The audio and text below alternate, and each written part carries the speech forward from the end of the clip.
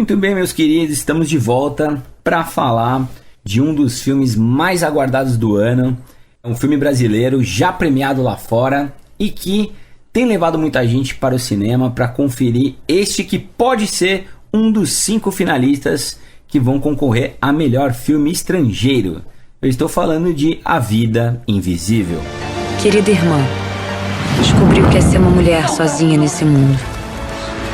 Não perco a esperança de que você volte ao Brasil e que nos encontraremos. Por favor, não se esqueça de mim. E ficam as perguntas. Qual é a importância de você ir ao cinema prestigiar o filme brasileiro mais aclamado do ano? O forte patriarcado do filme ainda se faz presente em nossa sociedade? E afinal, por que o filme A Vida Invisível foi escolhido como representante brasileiro no Oscar? Olha, essas e outras respostas você ouve agora no mais novo episódio do Senta Que Lá Vem Spoiler.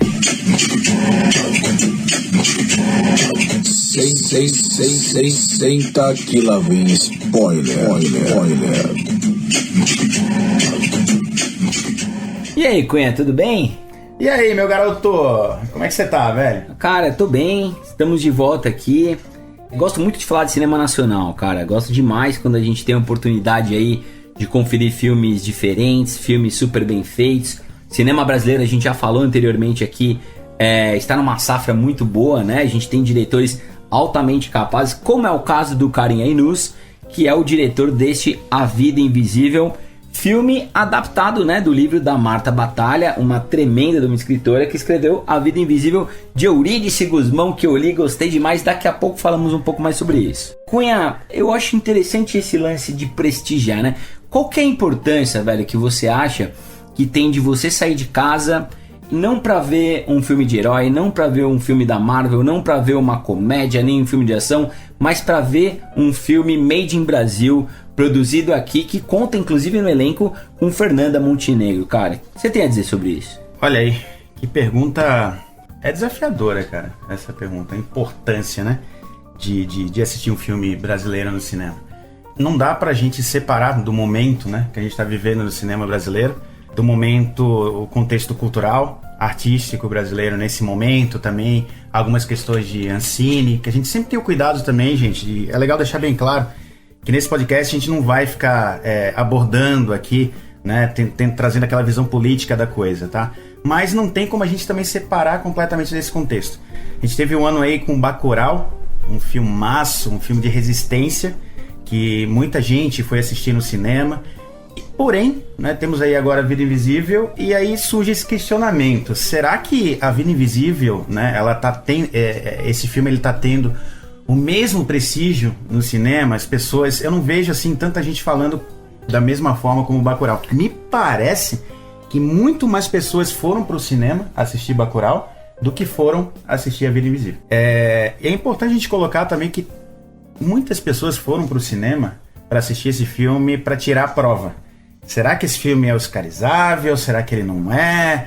Então, eu acho que isso ele coloca uma lente ali na frente do espectador, que ele passa a avaliar o filme.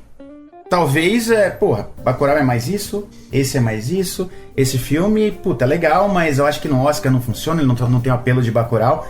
E aí você esquece ali de avaliar o filme conforme a proposta dele, né? Então eu acho que não é legal, ainda dentro da discussão aqui que a gente se propôs a trazer, que é de falar se vale a pena assistir o filme no cinema, qual a importância de assistir esse filme no cinema, eu coloco isso. A importância faz uma grande diferença. Até a gente estava falando agora, eu imagino que assistir esse filme em casa, talvez muita coisa seja perdida.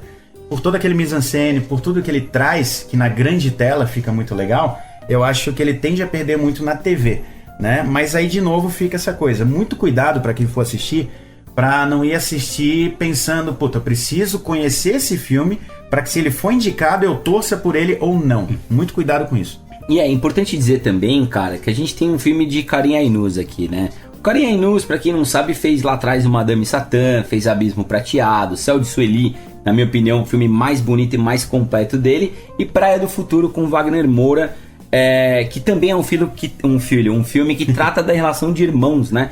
Então ele vai tratar da relação de irmãos em Praia do Futuro e volta a tratar do mesmo tema aqui em A Vida Invisível.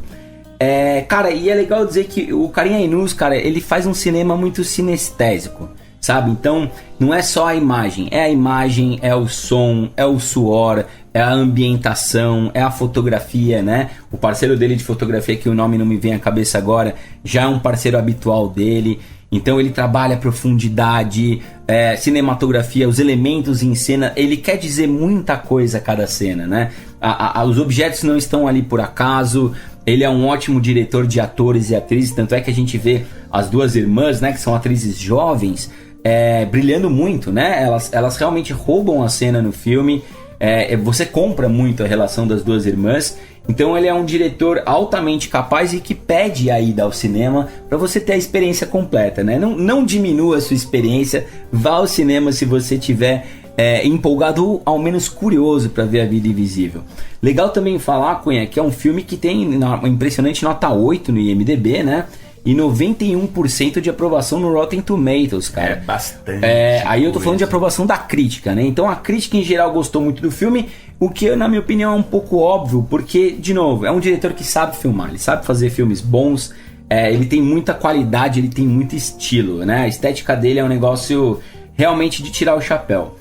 Um ponto que eu gostaria de colocar aqui, cara, eu li o livro, né? Eu li o livro A Vida Invisível de Eurídice Guzmão, escrito pela Marta Batalha. Cara, é um livro leve, bacana, divertido, que conta uma história realmente datada, né, de uma época lá atrás, onde a gente tem aquele patriarcado super forte, opressor e repressor, né, cara?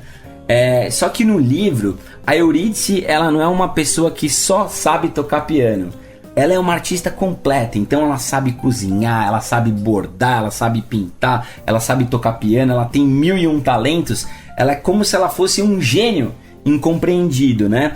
E o livro é muito em cima da história da Eurídice Guzmão. A Vida Invisível, ela é uma pessoa que é invisível para o mundo porque o marido dela e antes o pai dela a reprimem, não deixa a borboleta voar e acontecer, ela vai ser eternamente uma lagarta. O recorte que o diretor pega aqui, ele pega só o argumento dela com a irmã, essa relação torta dela com a irmã, que também está no livro, e foca nisso, né? Então você fica aquela coisa, uma irmã que não sabe onde está a outra, a saudade que uma tem da outra, como a vida de uma é incompleta sem a outra, e aí ele faz isso virar um dramalhão, né? Faz isso virar uma coisa lá no talo angustiante, sim, né, cara? Sim, demais. Então ele leva por um caminho diferente do que eu tava esperando. Como o livro é muito mágico, você lê esse livro, você se diverte, você dá risada e tal, e o filme ele não tem muito espaço para isso, porque Karim Ainuz tem esse estilo de filmar, tem esse estilo mais angustiado, assim, mais opressor mesmo, a câmera dele, o jeito que ele faz as paradas. Esses filmes anteriores que eu citei, todos têm essa pegada mais ou menos assim, ele é muito autoral. Então, na minha opinião, o livro tem um roteiro mais bacana, e eu não vendo isso no filme, achei, fiquei um pouquinho decepcionado. Eu acho muito interessante, cara, quando a gente tem a oportunidade de ter uma discussão onde uma pessoa lê o livro e a outra não, né? Porque uma delas vai ter a visão mais pura do que foi o filme e a outra vai ter uma visão já comparando. Não tem jeito, né? Você acaba comparando. Então, a visão que eu tenho, né? É muito legal isso que você falou da personagem da Eurídice. Ela é multi, né? Ela tem vários talentos. E aí fica aquela pergunta, será que o diretor ele obteria o mesmo êxito abordando todas essas camadas da personagem ali? Será que já não ficaria um filme tão extenso? Até levando em consideração, é um filme que em alguns momentos ali você sente, né? Alguma barriguinha aqui, uma gordurinha aqui, outra ali. E assim, até você falou pra mim, cara, vá com predisposição a assistir essa história. É maçante, não no sentido ruim, mas é uma coisa muito contemplativa demais em alguns momentos, né? Então você é pego ali pelo início da história, tem muita essa ambientação mesmo. Uma coisa que ficou bastante marcada pra mim, por exemplo, é na casa deles ali, tem muito o vento, né? No Rio de Janeiro, sempre, né? Os cabelos muito, sempre em movimento, né? Muito, sempre aquele... Tem os cabelos em movimento, exato, vem. Sempre aquela ventania e tal, que não é uma coisa muito característica do Rio de Janeiro. E o orvalho, a grama, né? Você tem bastante verde, né? Muito, na parte tem da bastante, mata tem bastante. Isso é uma coisa muito legal, né? O filme ele te pega muito por isso. E aí quando você entende que o filme é sobre... de novo, aí aquela minha visão aqui sobre um cara que só viu o filme. A visão é sobre duas irmãs que vivem na mesma cidade, se desencontraram e vão viver uma vida completamente afastada uma das outras, não vão ter a oportunidade de se ver novamente. Como eu não conhecia o argumento, eu não né, a pessoa que lê o livro, puta, eu já sei sobre o que se trata, eu vou entrar na sala de cinema e já vou entender isso. Como pra mim isso foi uma novidade, deu um leve mindfuck ali pra mim, sabe? Então o filme me ganhou, no momento que ele apresenta esse argumento, ele conseguiu tipo um cheque da próxima, um cheque coberto já. Ó, tem mais 1 hora pra você fazer o que quiser aí, que tá legal pra caramba pra mim, sabe? Tá muito legal. E aí isso seguiu, só que aí essas gordurinhas que eu falei, ali, essa barriguinha aqui, outra ali, começou a pesar um pouquinho. E aí o meio do filme, ele começou a ser um problema pra mim, sabe? Por mais que aquela contemplação seja muito bem feita em vários momentos, tem uma cena da piscina, né, que é muito legal, tá? Não vou dar grandes detalhes dela aqui, porque é muito legal você presenciar no cinema. E aí, cara, lá pro final do filme, aí no último terço, aí ele me conquistou de novo. Aquele desfecho todo achei brilhante. Cunha, muito legal. Mas eu tô com a sensação de que essa barriguinha, esse incômodo seu, tem nome e sobrenome e chama Gregório do Vivier, cara. Porque esse meio, essa barriguinha é quando ele tem mais tempo em cena. E onde você tem de novo, no livro, você tem o marido da Eurídice, um cara duro, sério, né? Um cara ele não passa esse ar repressor. Cômico. Não tem nada desse ar cômico. Você não ri disso no livro, é uma coisa de opressão. É um patriarcado, cara. É uma sociedade machista, uma sociedade sexista. É um negócio pesado, né? Nessa parte ali, específica. Né, no filme. Ainda tá ali, mas... Não, o que você tem no filme, isso é presente e tal... Mas o Gregório, cara, em muitos momentos eu vi ele meio porta dos fundos ali, velho. Eu achei, pô, será que esse era o cara certo? Fala da cena principal e eu gosto do Gregório, cara. É um cara que eu gosto, acho que o talk show dele é genial. Ele no Porta dos Fundos é brilhante, muito corajoso. Os textos dele são muito bons. Ele é um escritor muito inspirado também. Mas o Gregório aqui no filme, cara, me tirou um pouco daquele universo que estava sendo criado. Olha que interessante, a gente ouviu né? isso, Não cara. sei se você tá perguntando uma cena específica, se é a noite de núpcias, né, do casal. Onde você tem uma cena que você não sabe se ri, se é pra rir se ou não. chora, se é tenso, se é um estupro. É um negócio que eu não entendi o que o diretor queria passar ali pra gente, né? Pra mim, longe do filme, né? E eu não quero ser insensível aqui de falar assim, caramba, mas eu realmente não entendi o que eles quiseram mostrar com aquela cena, que foi um negócio meio, né, super estranho, cara. Então a atuação dele realmente deixou bastante a desejar pra mim. Não sei se foi essa direção ali que ele teve mesmo, mas eu acho que ele tem muito cara de menino, jeito de menino. Ele cara opressor, um cara que vai deixar você realmente ali preocupado, que seja até um antagonista. Não é o Gregório do Vivier, né, cara? Se bem que melhora um pouquinho lá pro fim, ele começa a ficar mais velho, então ele começa a carregar um pouco ali o peso dos anos também, mas ele não muda essa postura dele, né? A gente vê essa pegada cômica dele do início ao fim, né? Então é uma coisa que me tirou um pouquinho do filme em alguns momentos. Isso é bem comum, entrei em alguns fóruns aí também de discussão, e na maioria deles as pessoas estavam falando a mesma coisa. Pô, esse cara é foda, mas, meu, por que você quer me fazer rir o tempo inteiro? Parece que mesmo quando ele tá com texto sério, ele encontra uma brechinha pra fazer aquela carinha de chapado, assim, né? Parece que em algum momento ele vai... Mas também não sei até que ponto é culpa do nosso background de estar acostumado a vê-lo fazendo coisas engraçadas, né? Mas um contraponto acho que legal aqui da gente fazer, velho, é a atuação das duas irmãs, né? Então, tanto a Julia Stockler, que eu particularmente não conhecia, que faz a Guida, quanto a Carol Duarte, que faz Eurídice e tá em várias novelas da Globo. Ela já fez inclusive uma transexual, né? Uma ou duas novelas atrás, brilhou demais, é uma excelente atriz, elas são novinhas. Se eu não me engano, as duas têm menos de 30 anos. Impressiona bastante a atuação delas, né? Cara, muito. Eu acho que aí também tem muito peso da mão do diretor também, né? Que é bem conhecido por isso também, por dirigir muito bem seus atores. E a gente vê que brilha a química das duas, parecem reais irmãs, cara. Exato. E elas são fisicamente estão muito parecidas, né? Também o tipo ali, né? Aquele biotipo delas. O olhar.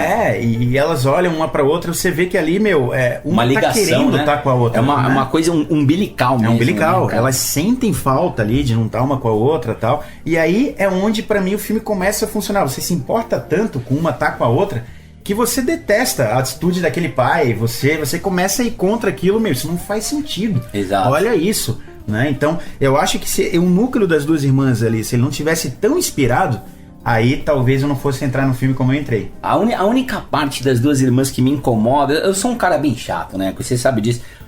Mas são aquelas cenas que você tem aquele verde atrás, aí uma anda na natureza, aí a outra anda, meio não estamos nos encontrando, me pareceu uma propaganda da Boticário, uma campanha da Natura, sabe, com aquele barulho de passarinho, cachoeira, e aí uma olha, outra olha, aí você quebra a quarta parede, e ela olha pra vocês e fala, caralho, o que ela tá olhando pra mim? Onde está minha irmã? Meu Deus, o que está acontecendo? Então eu acho que assim, a carga do melodrama passou um pouquinho, na minha opinião. Não sei se estou sendo escrotão...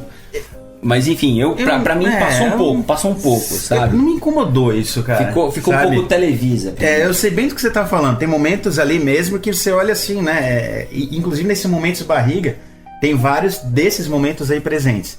Aí você fica ali, tava tão legal, por que você criou essas cenas? O que você tá querendo dizer com isso? E aí, na realidade, ele não tá querendo dizer nada, é contemplação, né? Pra você aguçar os seus sentidos naquelas cenas e você perceber som, imagem, exatamente isso, né? Tomadas, tudo que ele tá querendo passar ali. O olhar, o pensamento delas em silêncio, né? Tem muito a ver com isso também. Então eu acho que tudo tá desenhado para transmitir esse tipo de sensação. Como ele representa a saudade, a falta, o vazio, né? Isso é tem muito o vazio, tem uma cena muito cara. bacana também, que não sei se você lembra dela. Eu acho que é a Guida que tá em frente à casa e tem uma xícara vazia, uma xícara grande daquela de parque de diversões, vazia, né? Então com mofo, com plantas e tal. Então é muito assim, a diversão não está acontecendo, a alegria não acontece aqui. O que existe aqui é um grande vazio, né? Até legal a gente falar pro pessoal que já viu o filme, então não tem tanto problema aqui com spoiler. Acho que não é nem um filme de spoilers assim grandes, não é um filme de grandes spoilers, né? Esse argumento que eu falei aqui seria o maior, eu acho. Mas você tem uma situação da Eurídice, né? Uma irmã que tem um casamento tradicional, casa super jovem, vai viver como dona de casa e tem seus talentos, no caso aqui, tocar piano, né? Reprimido, né? E no outro caso você tem a Guida que sai de casa, conhece um marinheiro, gringo e se apaixona, tal, ele engravida, ela engravida dele e ele desaparece e ela vai ter que criar esse filho sozinha. Inclusive quando ela volta, o pai a expulsa de casa, né? Então ela tem que recomeçar, cruel. Bastante cruel. Então ela tem que recomeçar praticamente num puteiro, né? Com uma dona de puteiro e que a acolhe, né? A acolhe como irmã mais velha, como mãe, alguma coisa do tipo, que no livro também é uma personagem mais interessante, né? Essa personagem que acolhe... que acolhe ela? Todos os personagens coadjuvantes do filme são melhor trabalhados no livro. Até a última então, lá? Todos eles. Que dá casa pra ela no também, final, tal. Todos os personagens, cara, você tem uma riqueza, uma construção melhor de enredo no livro. Acho que é normal, né? Quando você compara, sai você de tem uma mídia pra outra. As mídias mudam e tal. E também é uma escolha do diretor, é um direito, né? Ele é super livre pra escolher assim. Mas muito legal o trabalho das irmãs, cara. Elas merecem todo o reconhecimento aqui. E certamente muitas portas vão se abrir para essas duas atrizes aí.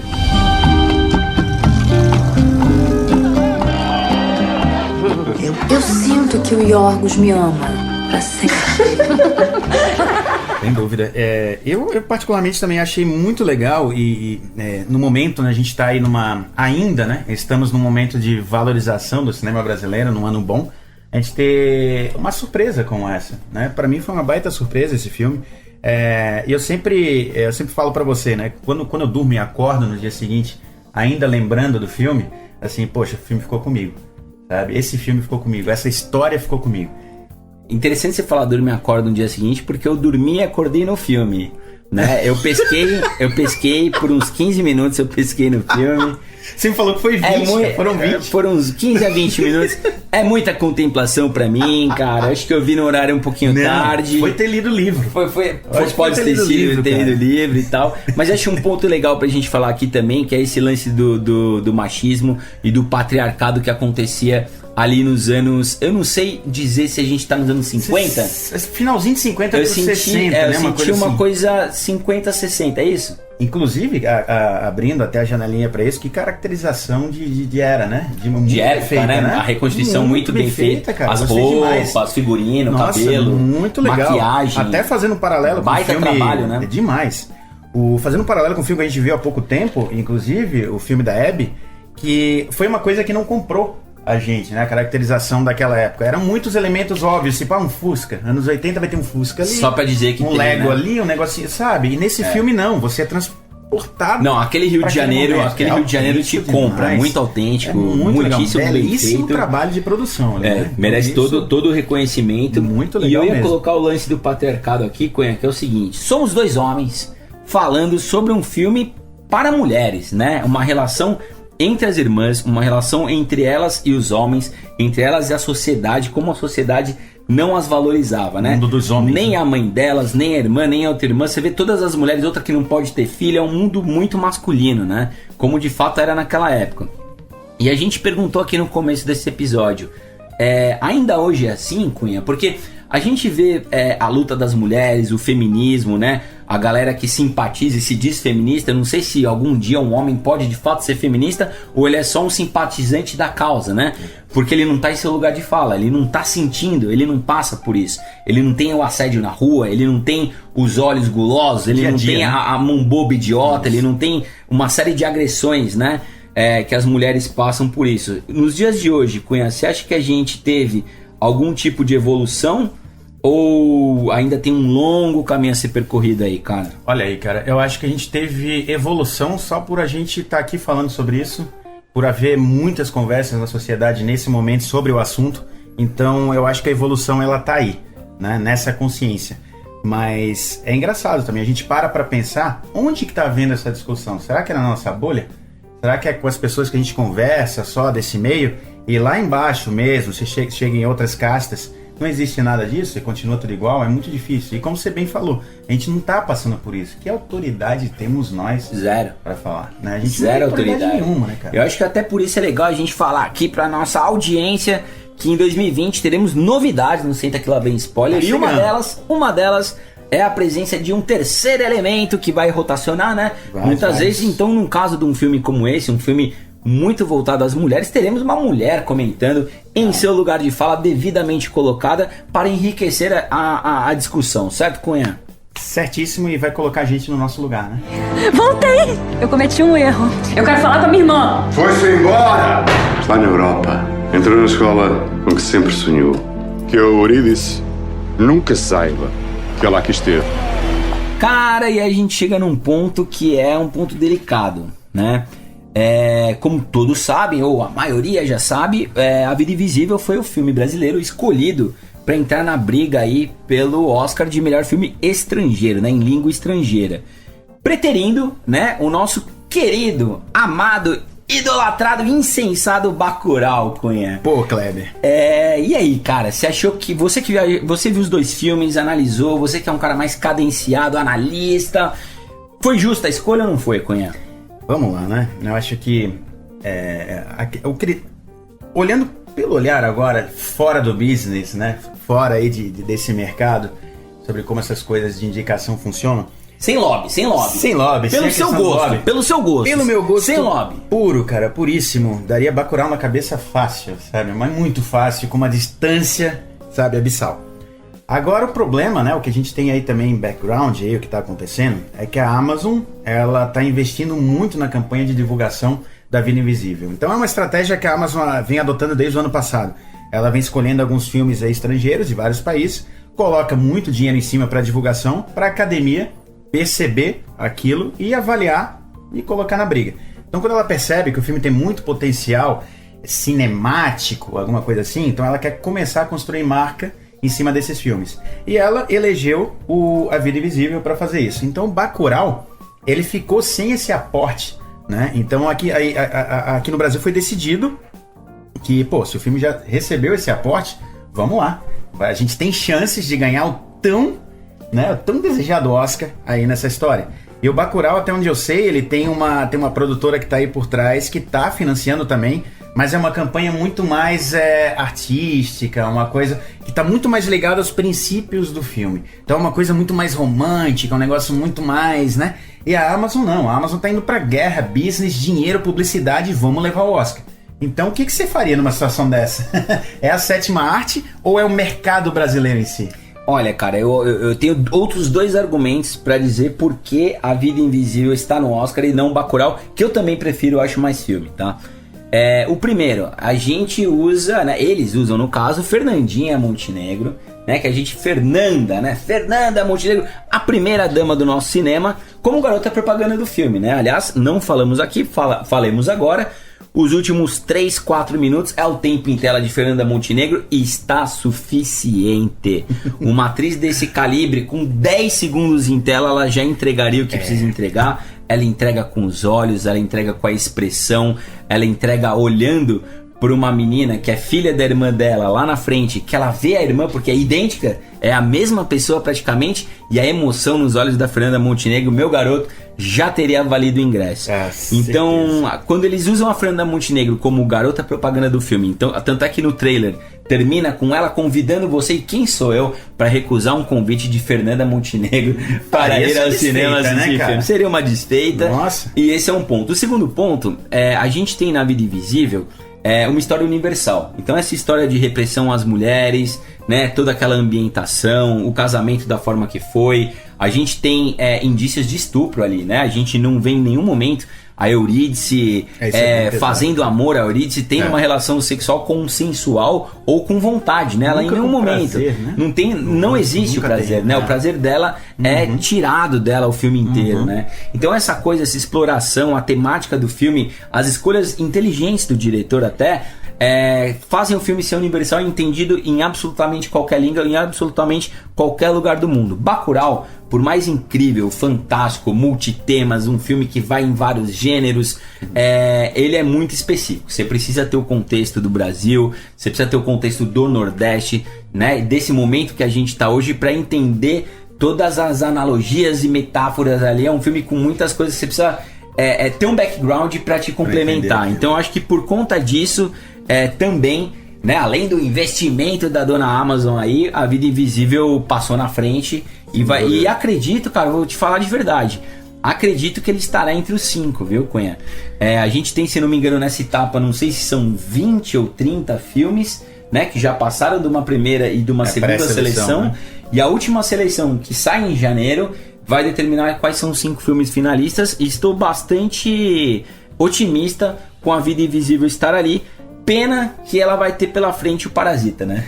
Olha, cara, puta, que tarefa ingrata, né? É engraçado que todo ano que o Brasil, a gente tem uma chance aqui, eu acho que esse filme dessa vez vai, sempre tem um contraponto muito forte. Tipo, a vida é bela, né? Sabe, é um negócio complicado, né?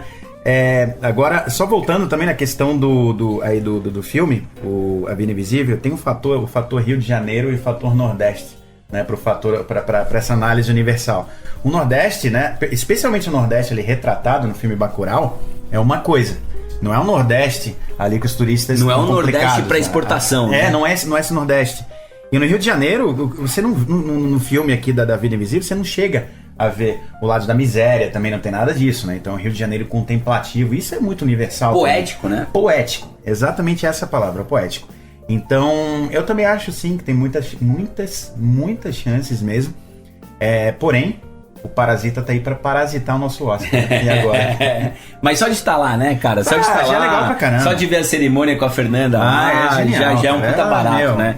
Faz bem pro cinema brasileiro. É legal muito que a gente tenha esse holofote. Sim. Né? Até pro pessoal que não tá habituado, tem um pouco de preguiça, né? Às vezes eu converso com a Babi, já vi muita gente falando nisso, e eles têm razão quando falam isso. O cinema nacional, ele é muito contemplativo, fica meia hora com aquela gota pingando e com aquele mato com vento indo de um lado pro outro. Mas eu acho que são características do nosso cinema, a contemplação faz parte e os diretores têm um pouco essa escola. Acho saudável ter uma mistura, ter movimento, acho que a gente não tem que ir por um caminho só. Então, quanto mais plural e mais incentivo tiver, a gente falou tanto disso no Parasita, né? O quanto o governo coreano incentiva a arte, incentiva o cinema, incentiva a música. O quanto mais a gente tiver aqui, mais plural e mais completo vai ser o nosso cinema. Perfeito, cara. Então, só se a gente for olhar esse ano, a gente já teve o Bacurau e a Vida Invisível aí. Olha aí, tá longe, né? Mas se a gente escalar isso, olha o quanto a gente vai ter de diversidade no cinema. E aí, pro final, fica isso, né? Vão ao cinema assistir, né? Então, especialmente se ele for indicado mesmo, né? E ficar lá entre os 5, né?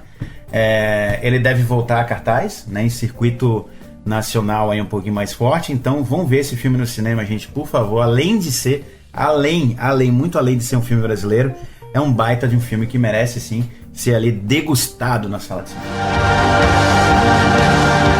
Convido todos e todas para se emocionarem conosco nos nossos cinemas.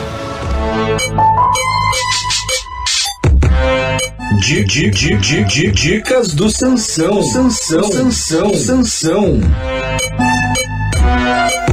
Cara, minha dica de hoje não poderia ser outra senão o livro A Vida Invisível de Eurídice Gusmão, escrito pela brasileiríssima Marta Batalha, cara. É um livro muito inventivo, muito criativo. É um livro fininho, viu, Cunha? Ele é um livro pequeno, se eu não me engano, ele tem ali suas 220, 230 páginas, não é muito mais que isso. Legal. É um livro que, cara, é o famoso livro de uma sentada só, você já lê inteiro. Eu li em 2 vezes só, rapidíssimo. É muito gostoso, cara, muito criativo, muito inventivo. Traz esse Rio de Janeiro lá dos anos 50, 60. Traz uma Eurídice multitalentosa, né? De novo, não talentosa apenas no piano, mas na cozinha, na costura, né? Ela é muito criativa, né? Uma mulher muito criativa. Você fala assim, não é possível que o mundo não vai conhecer esse talento, né? Às vezes a gente vê tantos talentos por aí e fala assim, não é possível que essa pessoa não vai ter uma chance. Essa é a Eurídice Gusmão do livro, né? A relação dela com a irmã é muito bacana no livro, não é o foco do filme, e os personagens, cara, coadjuvantes que estão ali são muito bem retratados, tem muita vida, tem muita intensidade, e é um livro que é muito menos angustiante do que o filme, mas bem humorado, se leva menos a sério, né? Então eu me diverti muito, cara. Marta Batalha, inclusive, já tem, se eu não me engano, pelo menos mais 1 ou 2 livros publicados.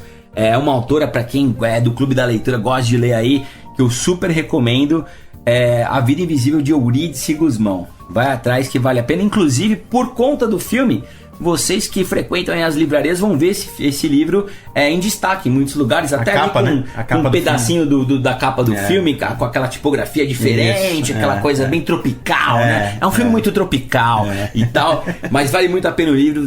Se eu não me engano, tá por R$29,90, é um presentaço de Natal para você dar e receber. Você me vendeu esse livro, hein, cara? Caramba, você ganha comissão? Você compra? Como pode, é que é? Então, tem um link aí, alguma coisa aí? Pois é, depois a gente conversa sobre isso. Beleza, então, é isso. Um abraço, pessoal, até a próxima. Falou, rapaziada.